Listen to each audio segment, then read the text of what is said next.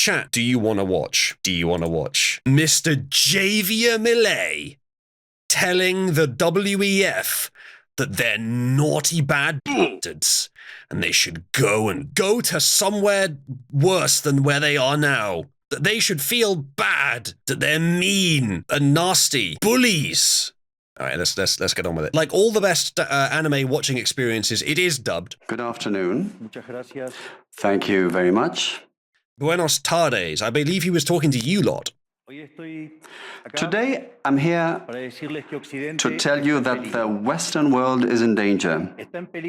And it is endangered because those who are supposed to have to defend the values of the West are co-opted by a vision of the world that inexorably leads to socialism and thereby to poverty.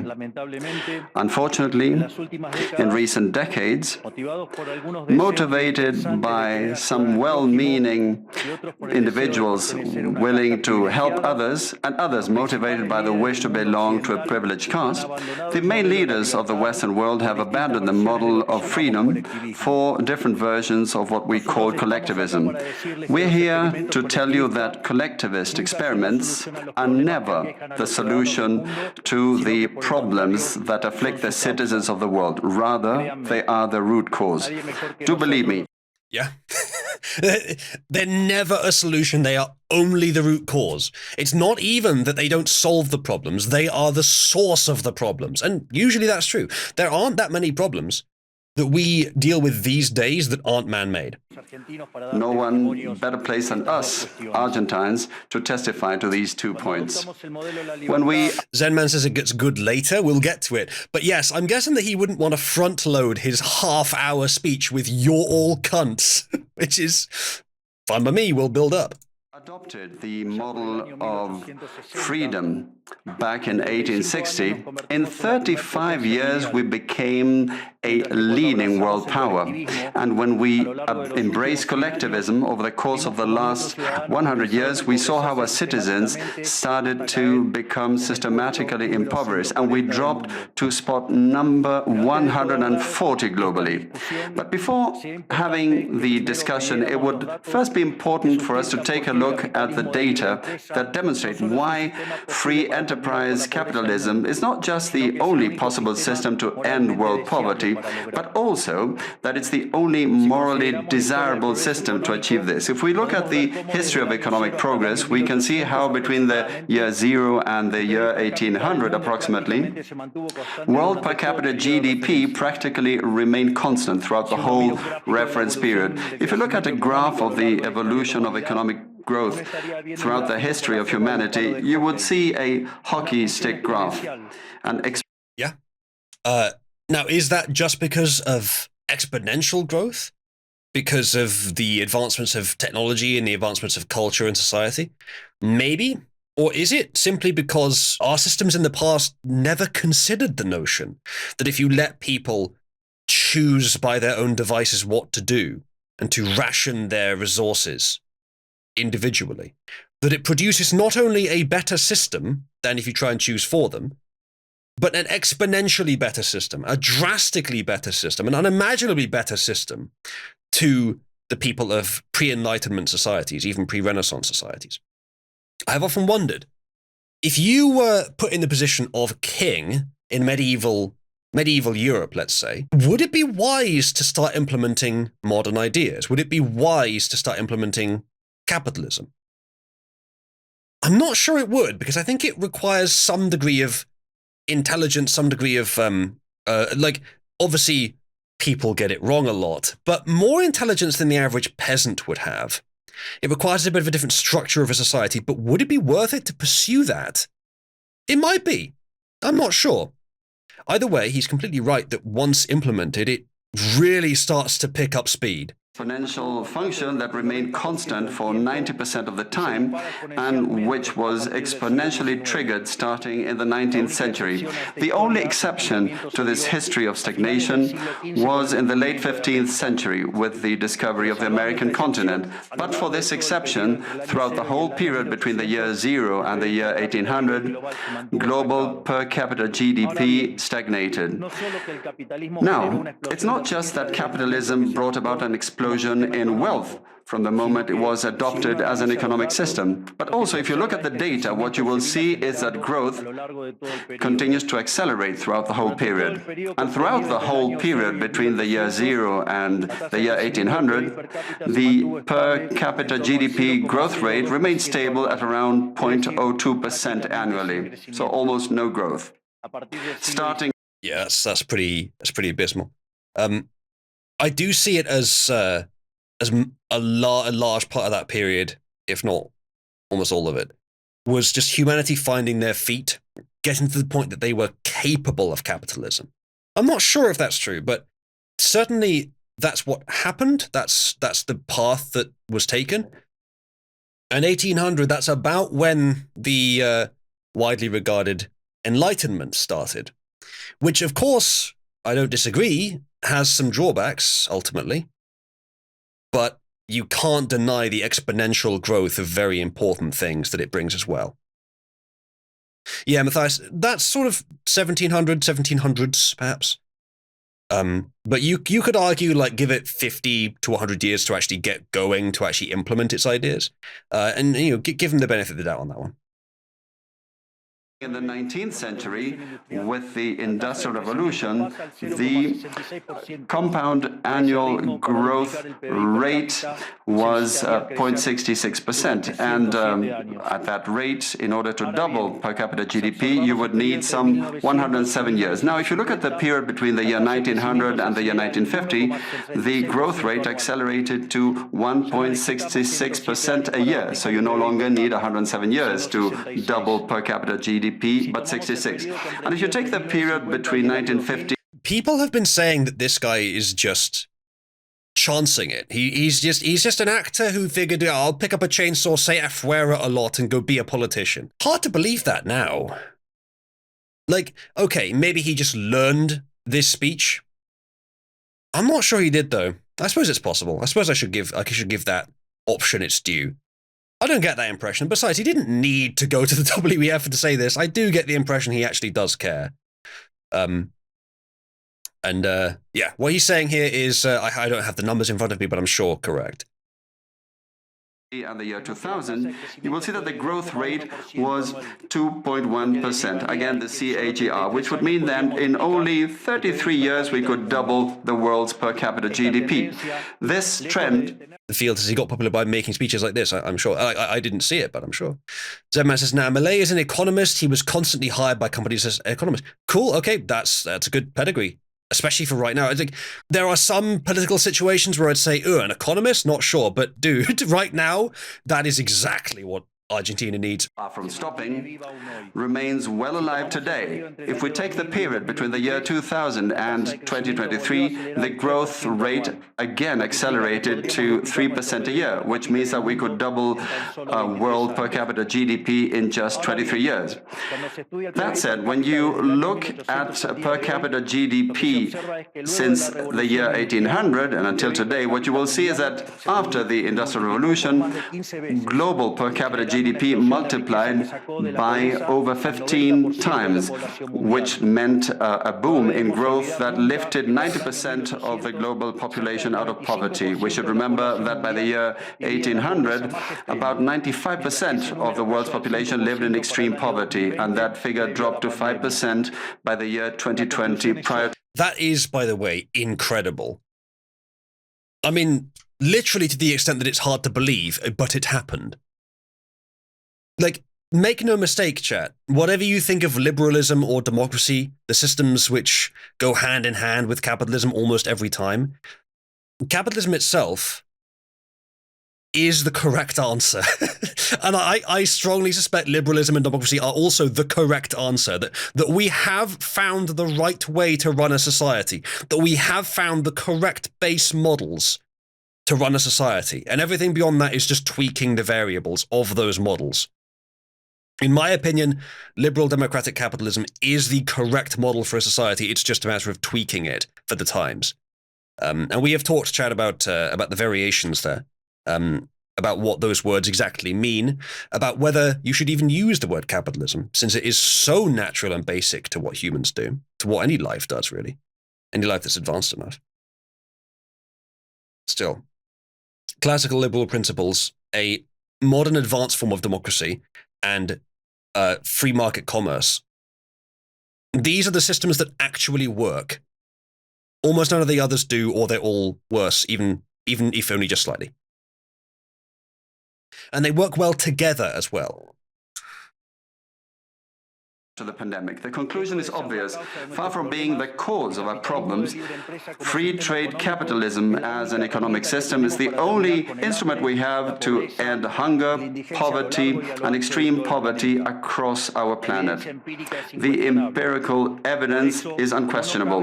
Therefore, since there is no doubt that free enterprise capitalism is superior in productive terms, the left-wing doxer has attacked capitalism, alleging matters of morality, saying... I'm not sure what he means by doxer there. I mean, obviously not doxing. I'm not sure. That's what the detractors claim, that it's unjust. They say that capitalism is evil because it's individualistic, and that collectivism is good because it's altruistic.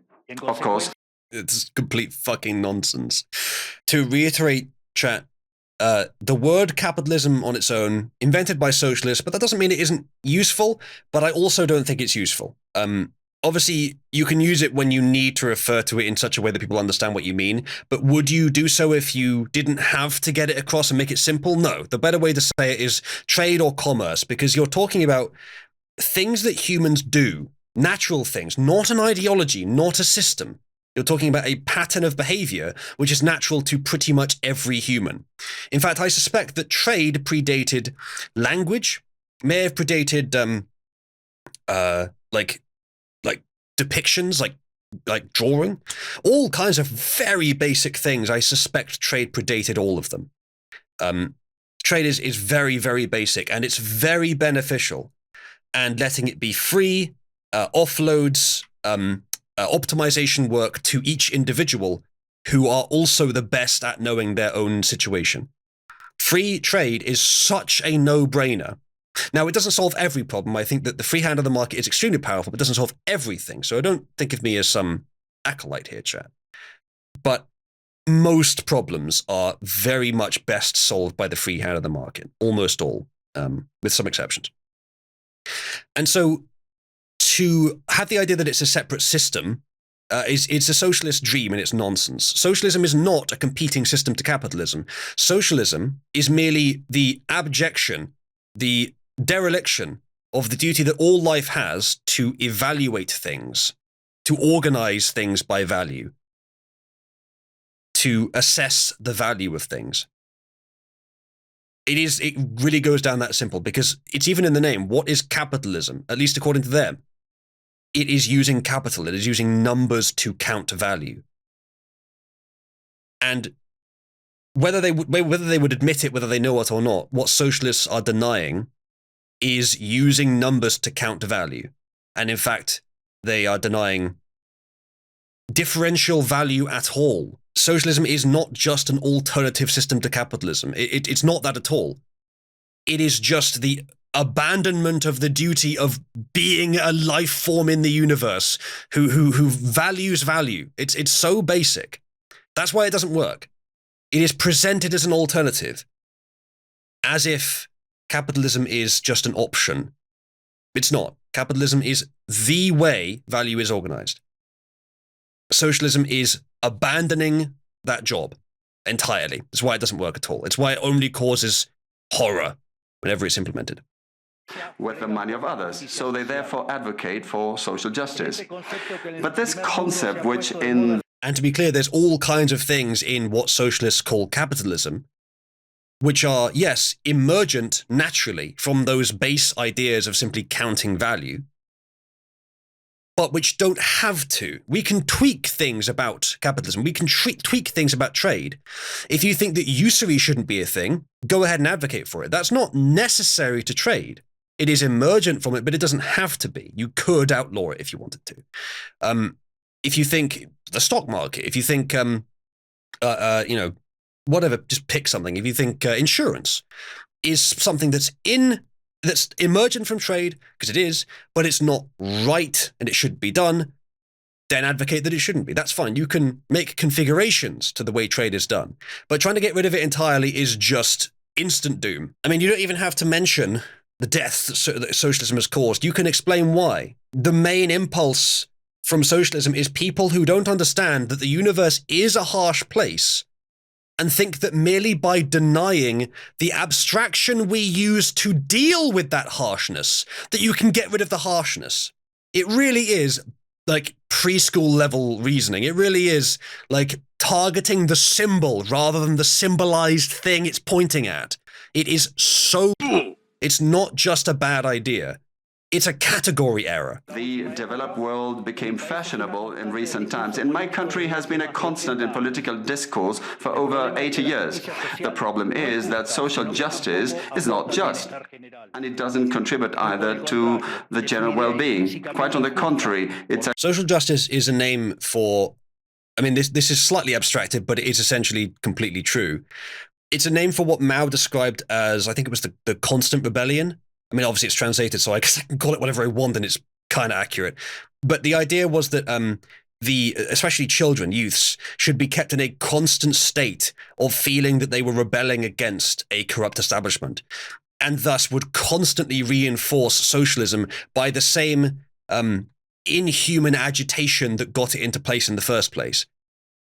That's what social justice is. It's got a pretty name, social justice, but what it really is constant rebellion against norms, constant rebellion against meritocracy, constant rebellion against what works, individual empowerment by alien morality of iconoclasty, of the ability to tear down the structures that have worked for generations. Traditions are the lessons of evolution. They're lessons of the past. They're the things that we already found out work. Not all of them still work at all times, but most of them do. And so trying to tear them down arbitrarily it's not even just a caustic process to repair a society, it's sabotage. I think the caustic process to repair a society is something that you can view it as, and on a zoomed out scale it can function as that, but you have to also destroy it where it's happening. Social justice is a nice name for a very evil thing. Killy says the most important argument for trade is that before the 40 millennium I don't need to know about 40k for arguments about trade.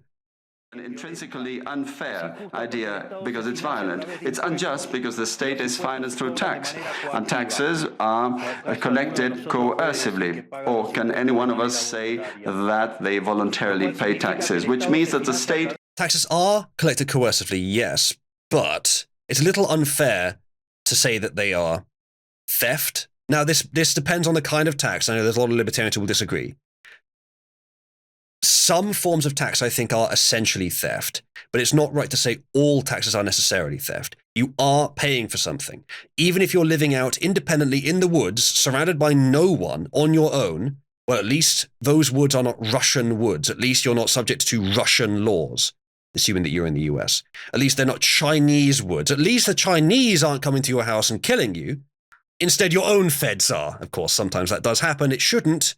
But sometimes it does, and that is an injustice that should be fixed. In a just system, they'll let you stay in the woods. You pay taxes so that they will defend the borders around the woods. So you are paying for something. It's called a nation. Nations are a structure that works in much the same way that traditions are those things that work. Nations are essentially a tradition, and they do work.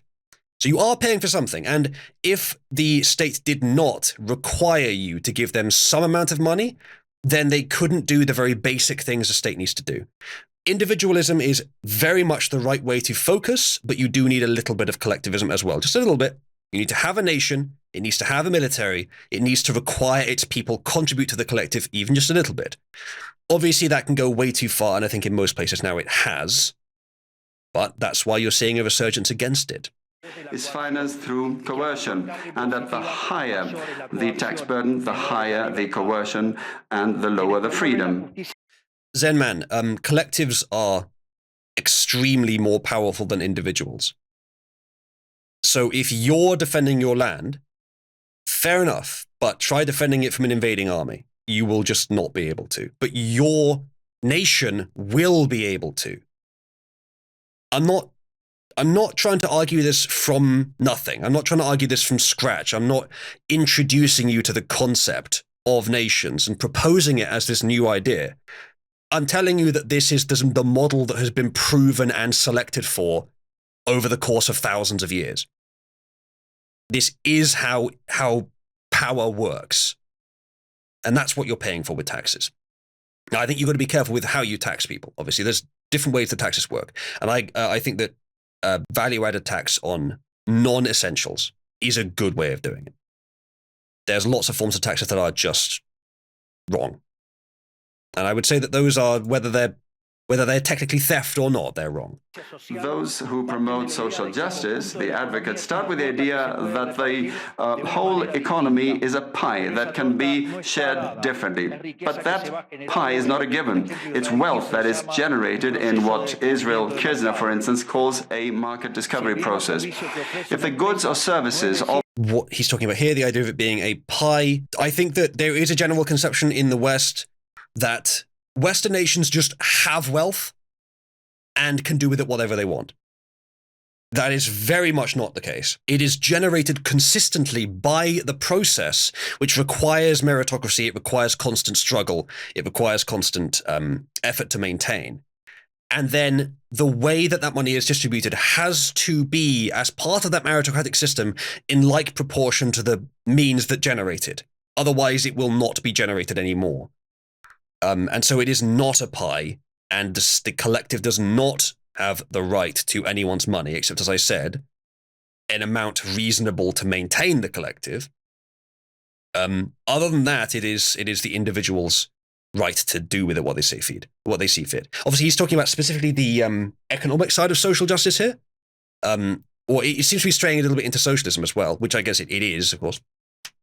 And there's much more to social justice than that. Offered by a business are not wanted, the business will fail unless it adapts to what the market is demanding.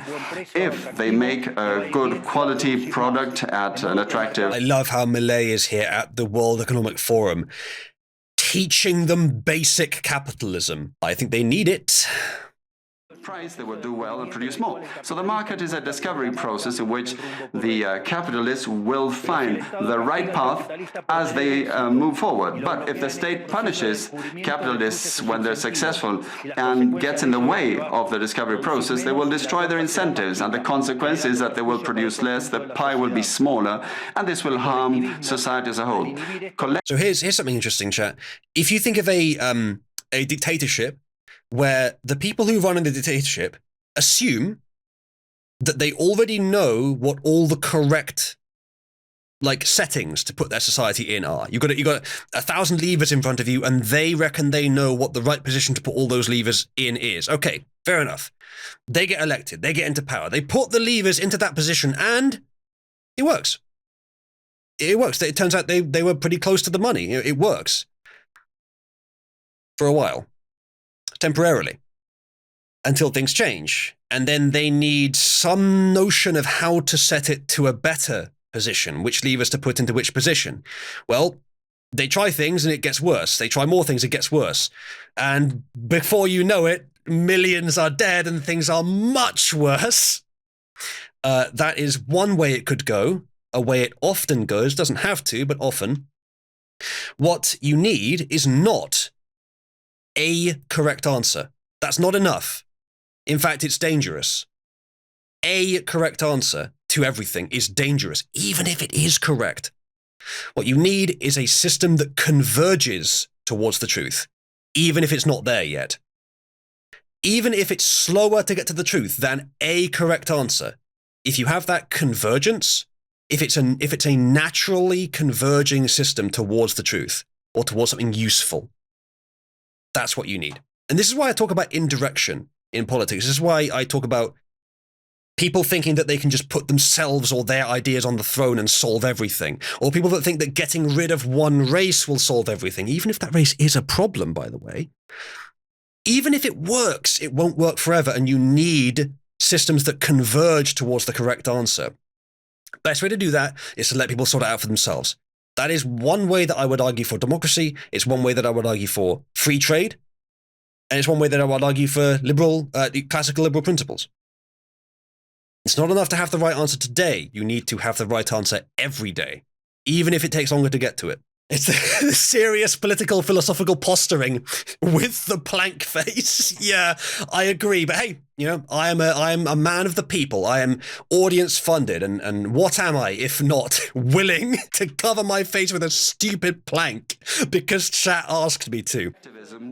By inhibiting these discovery processes and hindering the appropriation of discoveries, ends up binding the hands of entrepreneurs and prevents them from offering better goods and services at a better price. So how come that academia, international organizations, economic theory and politics demonize an economic system that has not only lifted out of extreme poverty 90% of the world's population, but has continued to do this faster and faster, and this is morally superior and just, thanks to free trade. Well, I can speculate on why the people in that room are not advocating for free capitalism. I think most of you know the answer. And I don't know exactly, some of them might be, but it does seem like the overwhelming feeling at the WEF is crush humanity by the most expedient and cruel way possible. Capitalism, it is to be seen that the world is now living its best moment. Never in all of mankind's or humanity's history has there been a time of more prosperity than today. This is true for all. The world of today has more freedom, is rich, is more peaceful and prosperous. And this is particularly true for countries that have more freedom and have economic freedom and respect the property rights of individuals. Because countries that have more freedom are 12 times richer than those that are repressed. And the lowest decile in terms of distribution in free countries are better off than 90% of the population of repressed countries. I can believe that, yeah.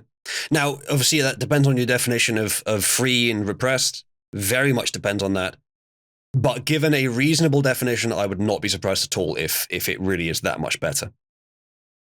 And poverty is 25 times lower, and extreme poverty is 50 times lower. And citizens in free countries live 25% longer than citizens in repressed countries. Now, what is it that we mean when we talk about libertarianism? And let me quote the words of the greatest authority on freedom in Argentina, Professor Alberto Venegas Ledge Jr., who says that libertarianism... The subtitles really struggle with that one. Professor Alba Vas LEDJ. Sounds like a great rapper. Is the unrestricted respect for the life project of others, based on the principle of non-aggression, in defense of the right to life, liberty and property. Its fundamental institutions being private property, markets free from state intervention, free competition, the division of labor, and social cooperation, as part of which success is achieved only by serving others with goods of better quality or at a better price. In other words, capitalists, successful business people are social benefactors who, far from appropriating the wealth of others, contribute to the general well-being. Ultimately, a successful entrepreneur is a hero. And this is the model that we are advocating for the Argentina of the future, a model based on the fundamental principles of libertarianism, the defense of life, of freedom, and of property.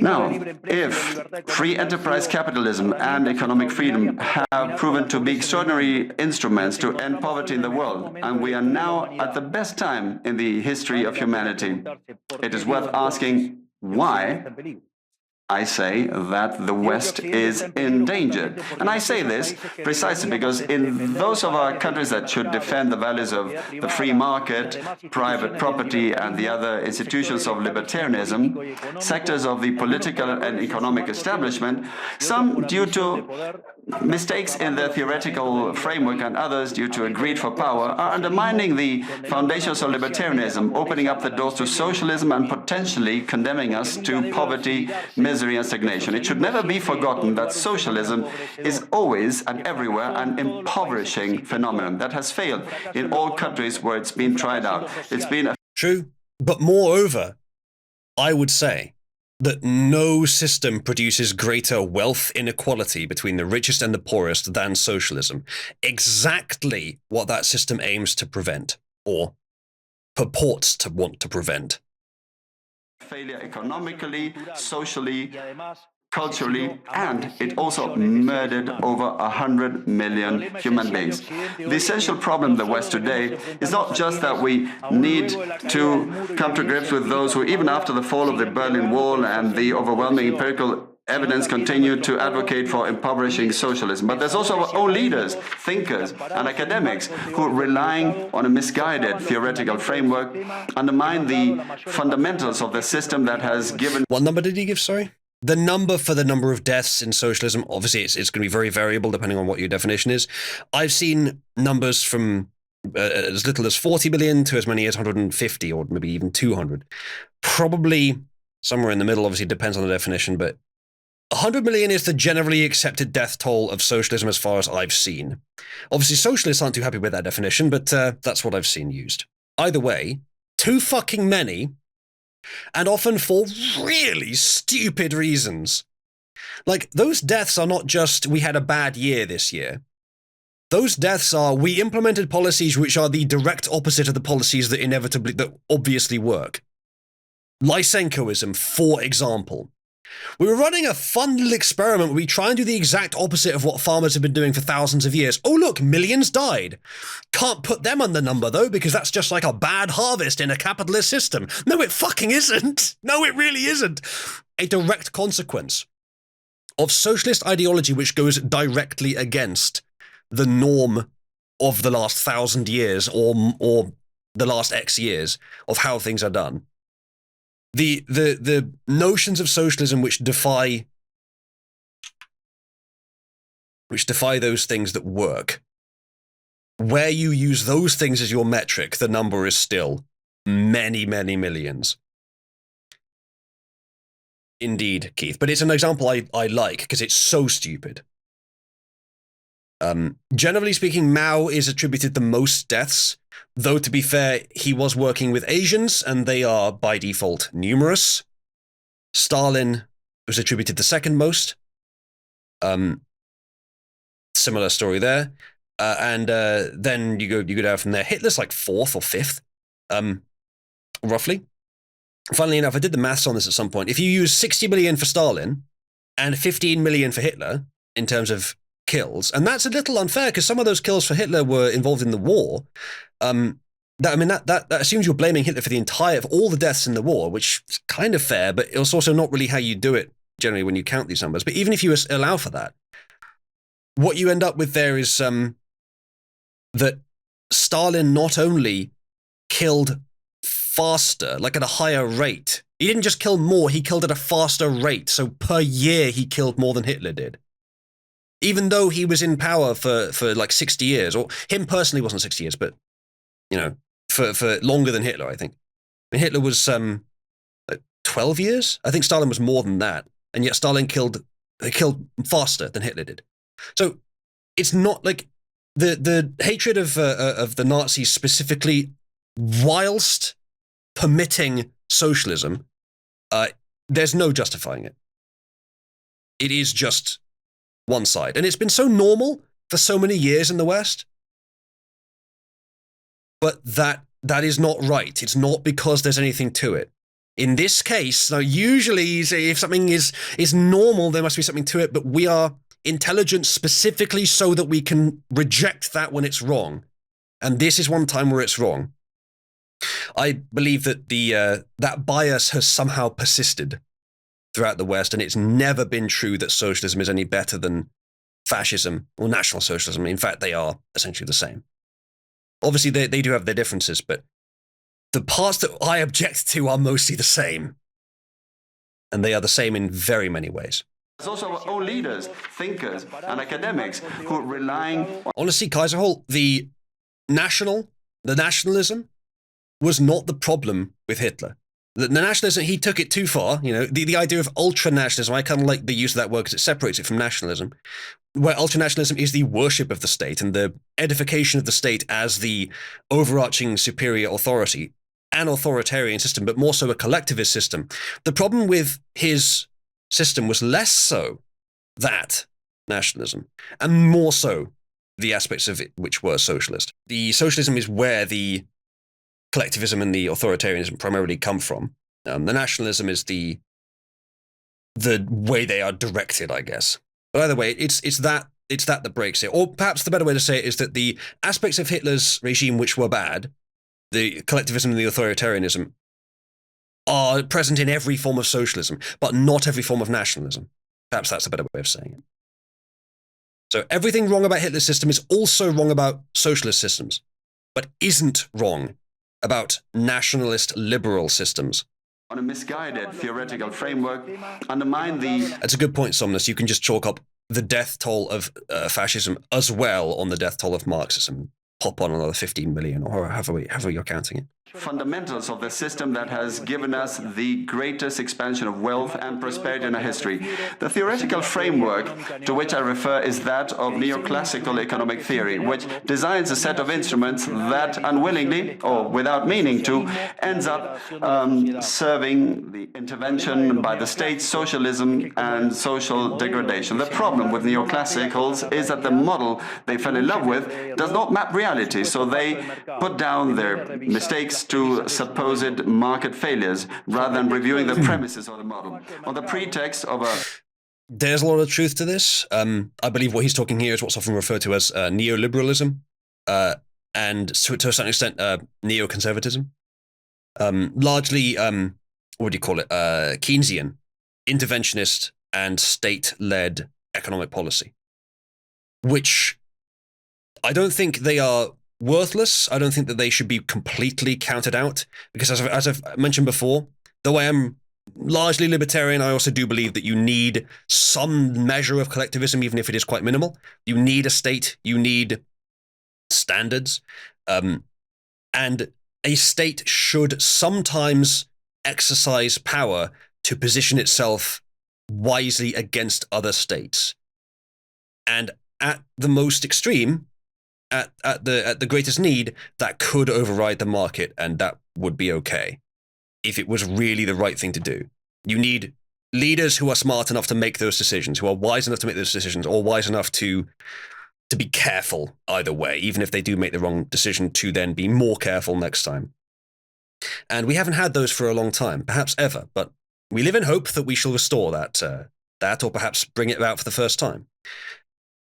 I don't think it's sensible to say that never interventionism, like economic intervention. It removes from you a tool that may be useful someday. You just need to be very sparing with it. But generally, an economy should be based on free trade. And especially today, where rivalries around the world are not really that necessary.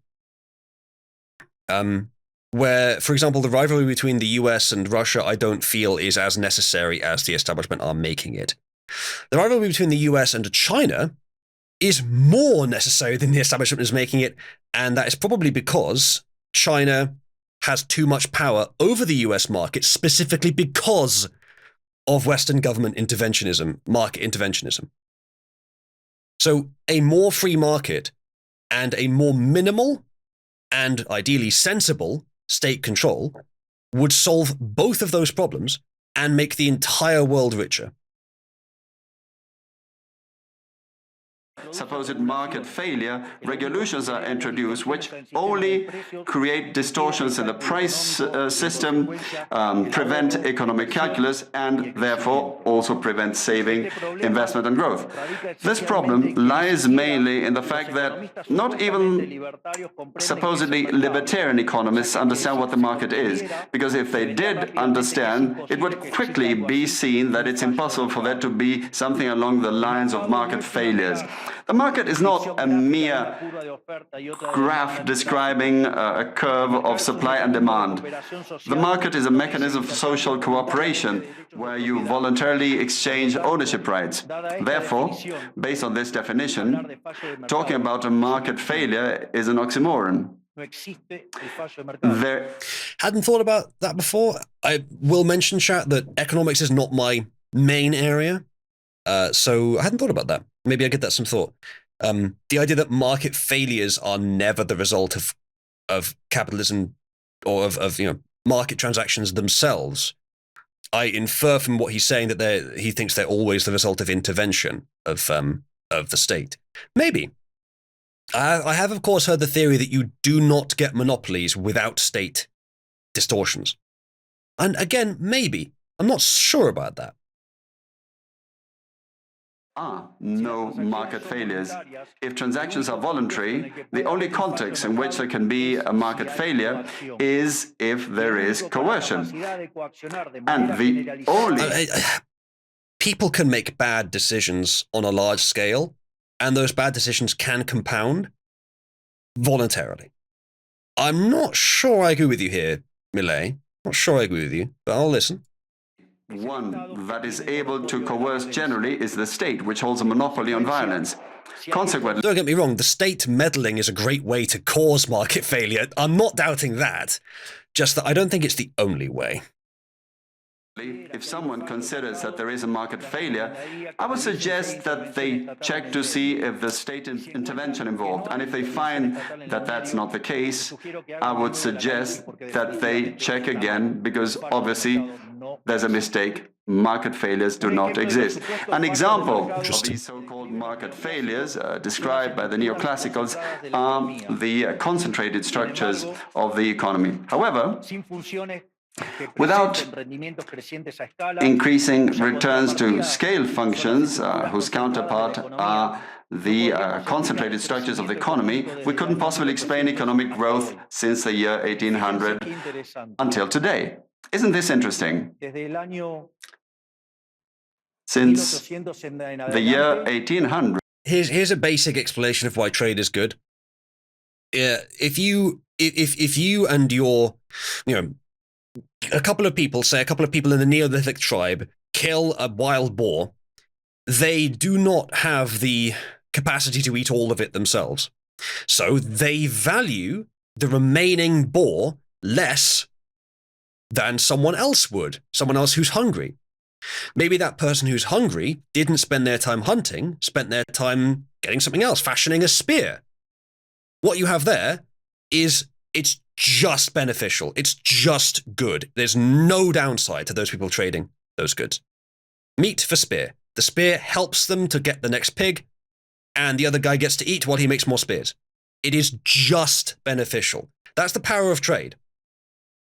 And there are few mechanics in nature that you can describe as unambiguously just beneficial. Now, obviously, there's ways that, if you extrapolate that to all kinds of situations, you get problems. You get people dealing unfairly. You get tricks. You get deception of all kinds, and that can be distortionary. It's also sort of a filter for credulity and for other things, but it's not ideal. But the basic assumption of how this works, it's just good. And that's why it's so powerful. And if you just let people make those decisions themselves independently, if you could have a system that can contain that kind of volatility, that kind of richness of interaction, it's very, very powerful. Onwards, with population multiplying by 8 or 9 times, per capita GDP grown by over 15 times. So there are growing returns, which took extreme poverty from 95% to 5%. However, the presence of growing returns involves concentrated structures, what we would call a monopoly. How come then that something that has generated so much well-being for the neoclassical theory is a market failure?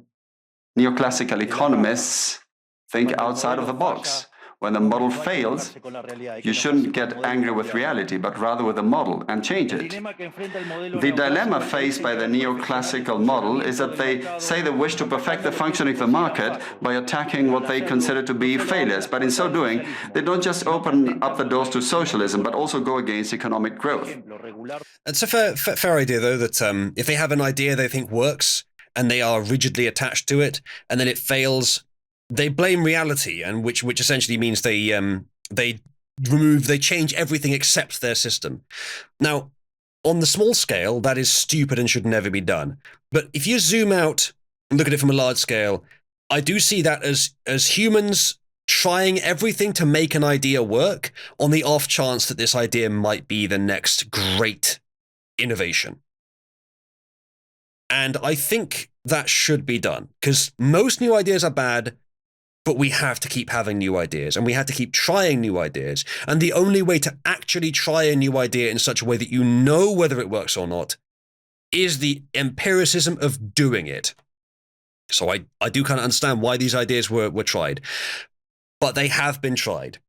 And I think it is becoming widely consensus that they do not work. It's time to stop experimenting with them. An example, regulating monopolies, destroying their profits and destroying growing returns automatically would destroy economic growth.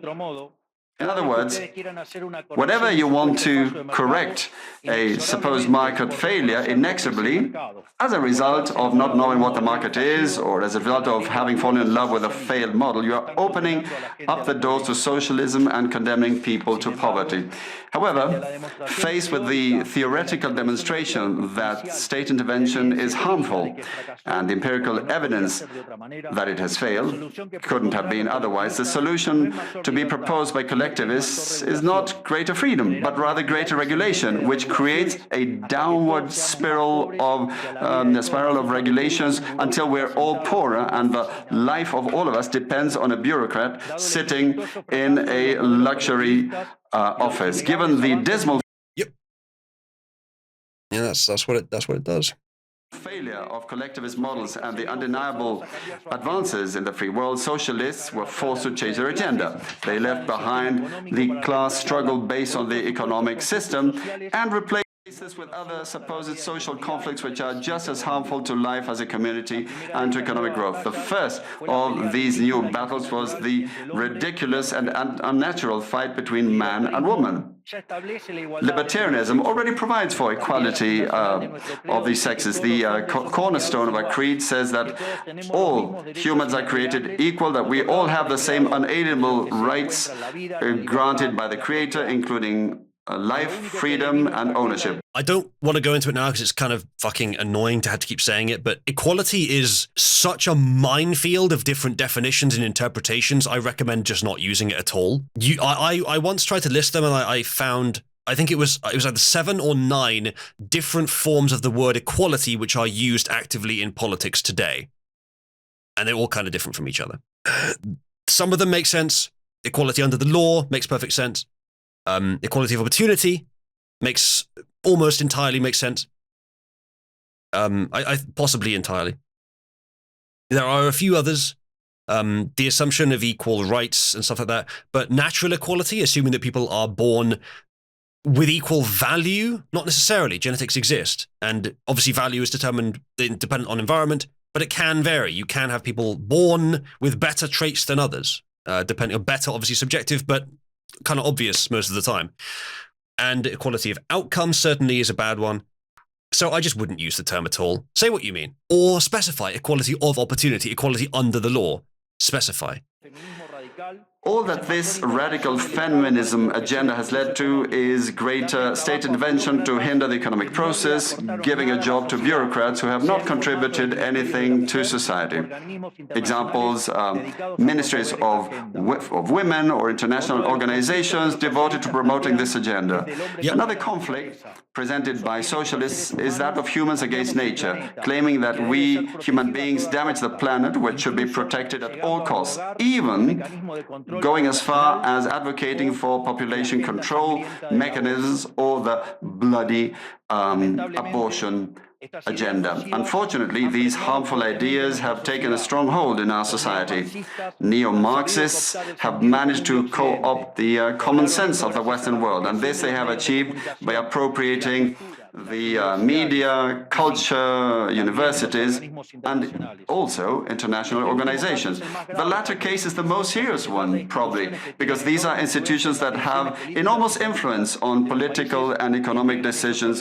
I wonder which institution he could be talking about, chat. And I do wonder, is there a clue on the screen?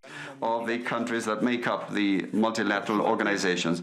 Fortunately, there's more and more of us who are daring to make our voices heard, because we see that if we don't truly and decisively fight against these ideas, the only possible fate is for us to have increasing levels of state regulation, socialism, poverty, and less freedom, and therefore will be having worse standards of living. The West has unfortunately already started to go along this path. I know to many it may sound ridiculous to suggest that the West has turned to socialism, but it's only ridiculous if you only limit yourself to the traditional economic definition of socialism, which says that it's an economic system where the state owns the means of production.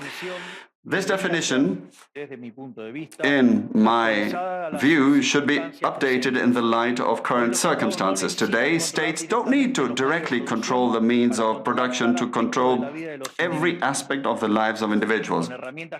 With tools such as printing money, debt, subsidies, controlling the interest rate, price controls, and regulations to correct the so-called market failures, they can control the lives and fates of millions of individuals. This is how we come to the point where... Fair point. Socialism by different means, or socialism by further back means, like less direct means. Given where he's from, you can very well understand why he's wording it as socialism.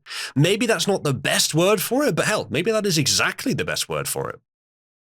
By using different names or guises, a good deal of the generally accepted political offers in most Western countries are collectivist variants, whether they proclaim to be openly communists, fascists, Nazis, socialists, social democrats, national socialists, Democrat Christians, or Christian Democrats, neo-Keynesians, progressive, populist, nationalists, or globalists.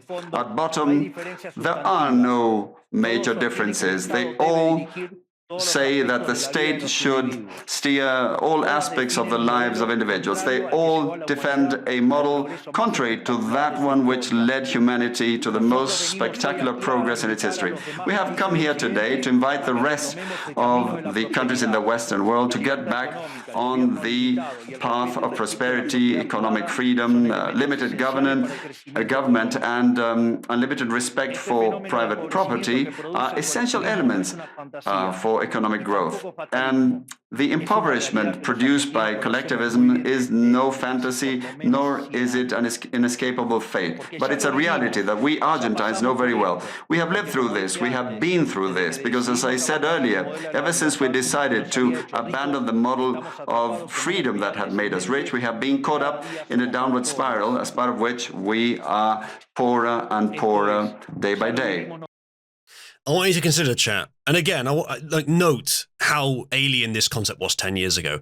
Consider a world where a large portion of the leaders of wealthy countries, perhaps all the leaders of wealthy countries, are some form of Milei, some form of Trump, some form of Vivek, or even Farage, or whoever you want to name. There's worthwhile leaders in pretty much every Western country these days, some of whom have power, most of whom don't.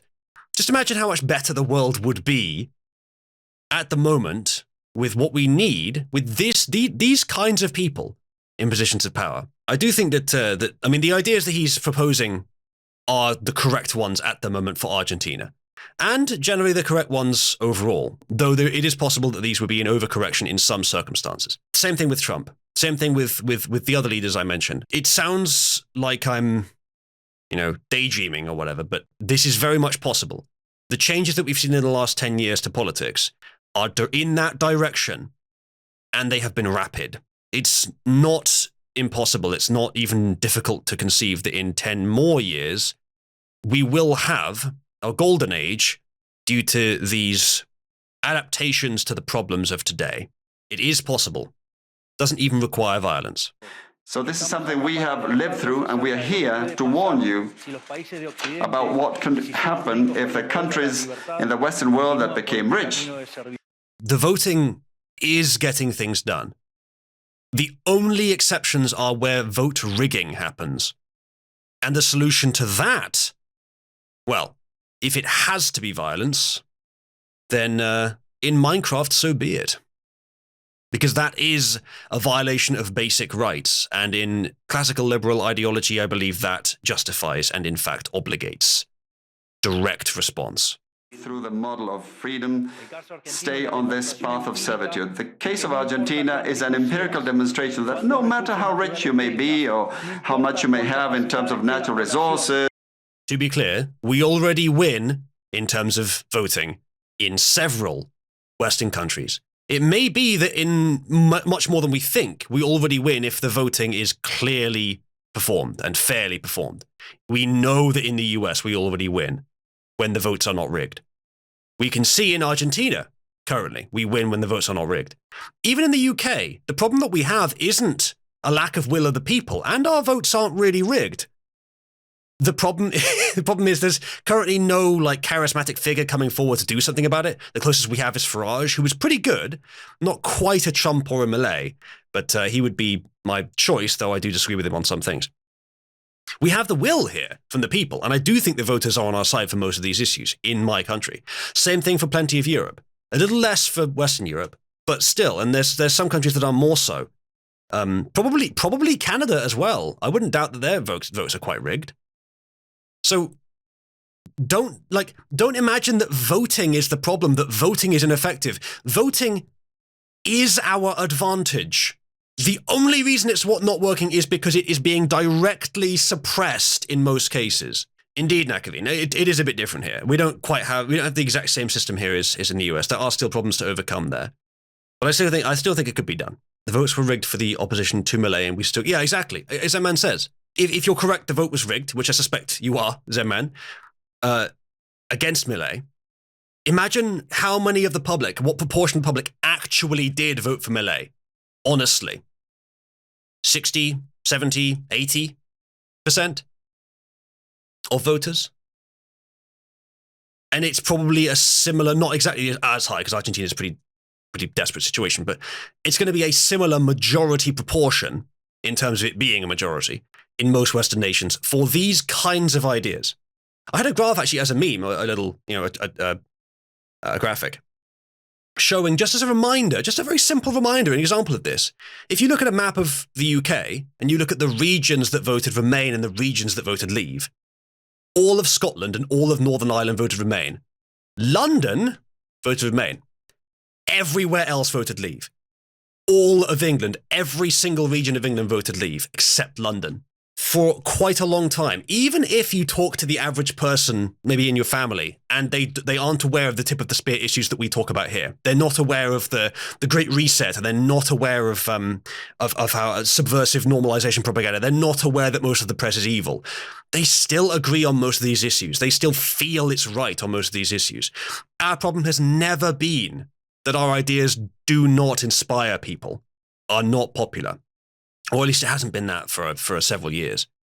The problem is just that our opponent in the establishment still have a lot of power, and they are using it to cheat us out of what we have already earned.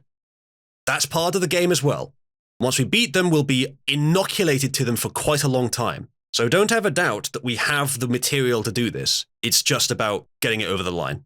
Or how skilled your population may be, or educated, or how many bars of gold you may have in the central bank. If measures are adopted that hinder the free functioning of markets, free competition, free price systems, if you hinder trade, if you attack private property, the only possible fate is poverty. Therefore, in concluding, I would like to leave a message for all business people here and for those who are not here in person but are following from around the world. Do not be intimidated either by the political class or by parasites who live off the state. Do not surrender to a political class that only wants to stay in power and retain its privileges. You are social benefactors. You're heroes. You're the creators indicators of the most extraordinary period of prosperity we've ever seen. Let no one tell you that your ambition is immoral. If you make money, it's because you offer a better product at a better price, thereby contributing to general well-being. I want to word this differently, because these days you can make money from less legitimate pursuits than that.